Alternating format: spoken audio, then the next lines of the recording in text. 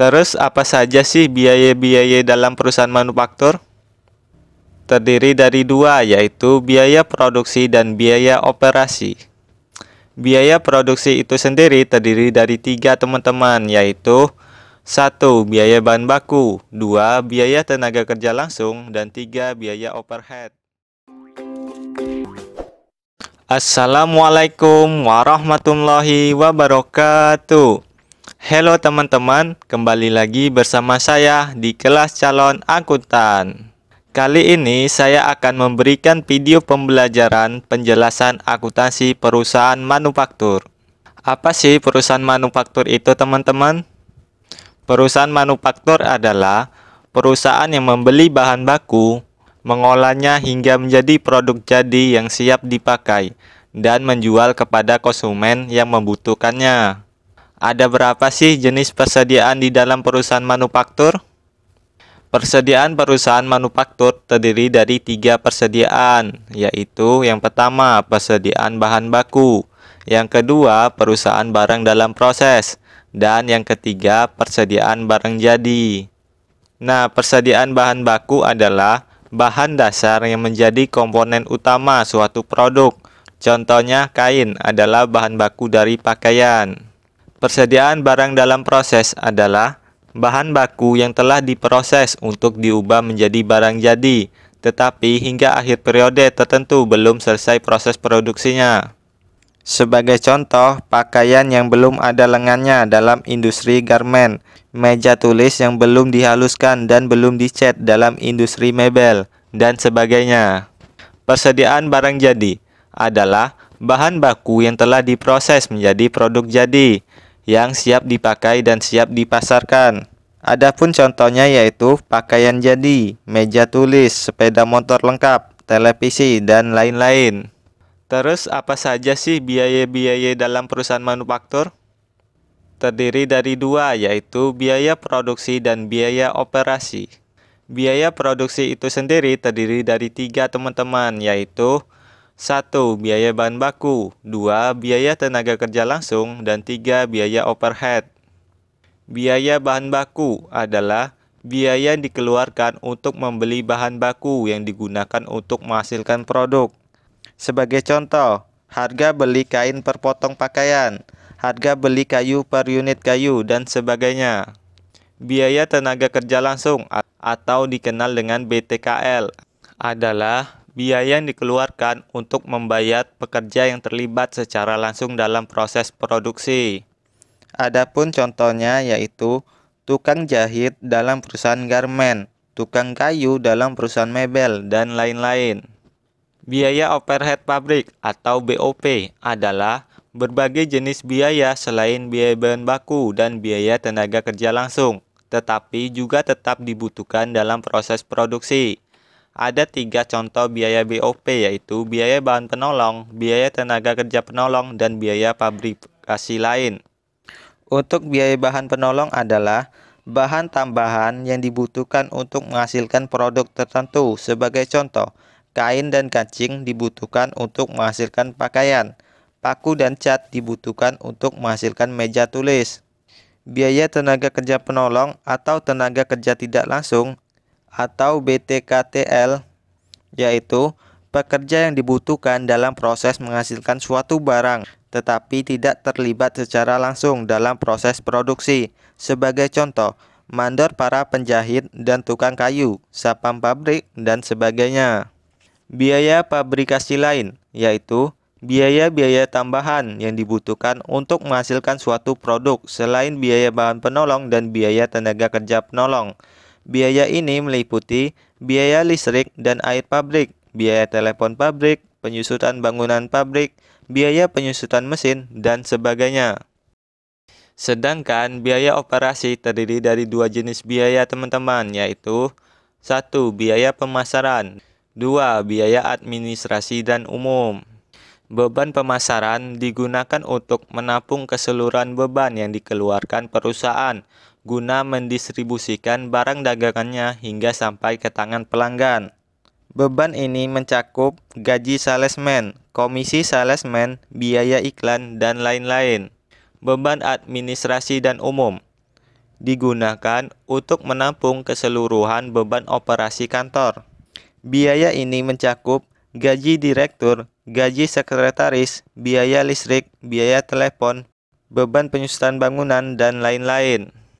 Karakteristik perusahaan manufaktur yaitu produk yang dihasilkan bisa dilihat secara kasat mata atau memiliki wujud. Konsumen tidak memiliki peran dalam proses produksi sebuah perusahaan manufaktur. Konsumen bisa menilai suatu produk saat belum menggunakan produk tersebut atau juga setelah menggunakan produk tersebut. Untuk proses penyampaian pada konsumen bisa dilakukan tanpa memerlukan kontak fisik. Adanya ketergantungan konsumen untuk mencari produk yang ada. Oke, sebelum kita masuk ke pembahasan video selanjutnya, buat kalian jangan lupa follow akun Instagram saya. Yang pertama yaitu channel Mulyono. Di sini saya berikan update video-video terbaru saya di akun Instagram ini, teman-teman. Selanjutnya ada akun Instagram pribadi saya, teman-teman, yaitu mulyono.herlambang. Dan selanjutnya ada akun Instagram bisnis saya, teman-teman, yaitu tersedia.produk NASA. Di sini saya berjualan berbagai macam produk, teman-teman, dari produk kecantikan, kosmetik, kesehatan, pertanian, perikanan, peternakan, dan lain sebagainya, teman-teman.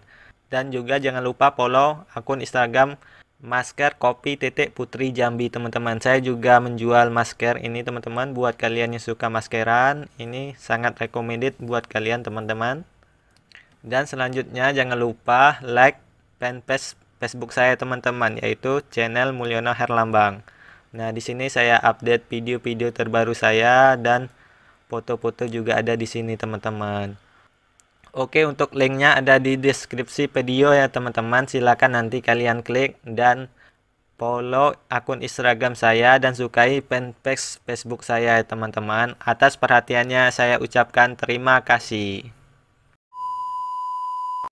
Ada banyak sekali contoh perusahaan manufaktur yang terdapat di Indonesia di berbagai industri. Adapun beberapa contohnya ialah sebagai berikut. Industri tekstil dan garmen. Ini merupakan industri yang mengolah kapas menjadi benang, lalu mengolah benang menjadi kain sehingga nantinya dapat digunakan sebagai bahan pakaian, baju, celana, dan lain-lain. Industri otomotif.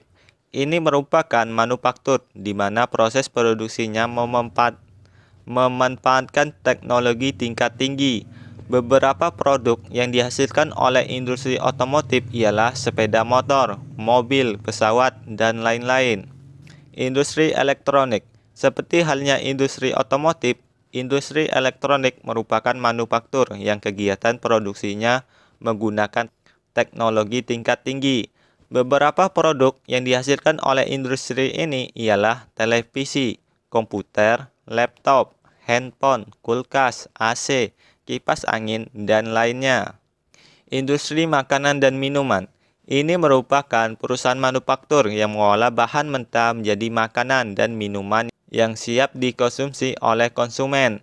Beberapa produk yang dihasilkan industri ini misalnya minuman kemasan, makanan kemasan, makanan ringan, dan berbagai jenis makanan dan minuman lainnya.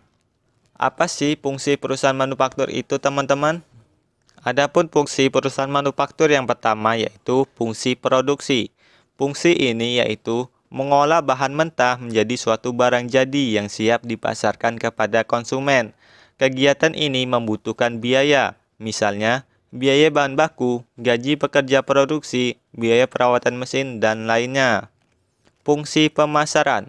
Fungsi ini bertujuan untuk mencapai tujuan dari kegiatan perusahaan, yaitu memperoleh keuntungan dengan menjual produk yang dihasilkan. Kegiatan ini mengeluarkan biaya, misalnya biaya promosi, biaya distribusi, biaya sewa gedung, dan biaya gaji karyawan pemasaran. Fungsi administrasi dan umum. Ini merupakan fungsi kegiatan manufaktur yang berkaitan dengan kebijakan, pengarahan, dan pengawasan, sehingga kegiatan perusahaan berjalan secara efektif dan efisien. Kegiatan ini juga membutuhkan biaya, misalnya biaya personalia, biaya akuntansi, dan lainnya. Fungsi keuangan. Ini ialah fungsi penyediaan berbagai kebutuhan dana yang diperlukan oleh perusahaan untuk berbagai kegiatannya, baik itu kegiatan produksi maupun upaya pengembangan perusahaan. Rumus-rumus dalam perusahaan manufaktur. Yang pertama yaitu penjualan bersih. Penjualan bersih didapatkan dengan penjualan kotor dikurangi dengan retur penjualan dan potongan penjualan. Selanjutnya pembelian bersih. Pembelian bersih didapatkan dengan pembelian ditambah dengan biaya angkut pembelian dikurangi dengan retur pembelian dan potongan pembelian, maka akan didapatkanlah pembelian bersih. Selanjutnya HPP, harga pokok penjualan. Didapatkan dengan cara persediaan awal barang dagang ditambah dengan pembelian bersih dikurangi dengan persediaan akhir, atau bisa juga dengan barang yang tersedia untuk dijual dikurangi dengan persediaan akhir. Laba kotor dan laba bersih. Untuk laba kotor didapatkan dengan cara penjualan bersih dikurangi dengan harga pokok penjualan. Sedangkan untuk laba bersih yaitu laba kotor dikurangi dengan beban usaha. Demikianlah video penjelasan perusahaan manufaktur dari saya. Semoga bisa bermanfaat. Jika ada yang ingin ditanyakan, silakan tinggalkan di kolom komentar ya teman-teman. Jangan lupa share ke teman-teman yang lain agar menjadi amal jariah buat kita semua. Jangan lupa juga untuk like, comment, and subscribe channel saya. Dan bunyikan loncengnya agar teman-teman tidak ketinggalan dengan video-video terbaru saya. Sampai jumpa di video saya selanjutnya. Bye-bye. Wassalamualaikum warahmatullahi wabarakatuh.